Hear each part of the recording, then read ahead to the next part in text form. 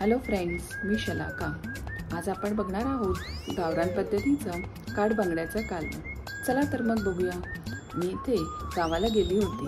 तिथे दारावर ही कोळी मावशी मच्छी घेऊन आली। तिच्याकडे कोलंबी, हे काठ बांगडे आणि करली होती।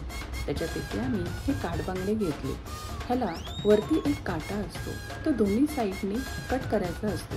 तो या मावशीने हा चांगल्या प्रकारे कट करून दिला आणि त्याचे 3 पीसेस केले। हे अशा प्रकारे तुम्ही पाहू शकता। नॉर्मली बांगडे 2 प्रकारचे असतात। आपले एक नॉर्मल बांगडे आणि ह्याला हे काठ बांगडे म्हणतात। पण हे टेस्टी, ह्याचं कालवण खूप टेस्टी होतं। आता मी हे बांगडे स्वच्छ धुवून घेतलेले आहेत। त्याच्यामध्ये आपण चवीनुसार मीठ, थोडी हळद आणि लाल तिखट घालणार आहोत। तिखटाचे प्रमाण तुम्ही कमी जास्त करू शकता। इथे मी तेल गरम केलेलं आहे। त्याच्यामध्ये लसूण आणि 2 हिरव्या मिरच्या टाकलेल्या आहेत। लसूण थोडा लाल होईपर्यंत परतून घेऊया। नंतर त्याच्यामध्ये कोथिंबीर घालूया।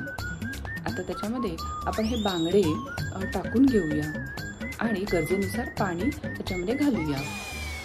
5 ते 10 मिनिटं हे कालवण उकळून द्यायचं आहे। नंतर त्याच्यामध्ये हा चिंचेचा कोळ मी घातलेला आहे। आता आपलं कालवण थोडे उकळते तोपर्यंत आपण इथे वाटप करून घेऊया। मी एक ते सुकं खोबरं, थोडीशी मिरची आणि कोथिंबीर आणि लसणाच्या 2-4 पाकळ्या घेतलेल्या आहेत। त्या मिक्सरला आपण वाटून घेऊया। आता ते आपण कालवणामध्ये घालून घेऊया आणि कालवण अगदी 5 मिनिटं उकळून देऊया। आपलं कालवण छान प्रकारे उकळलेलं आहे। आता त्याच्यामध्ये आपण गार्निशिंगसाठी कोथिंबीर घालून घेऊया।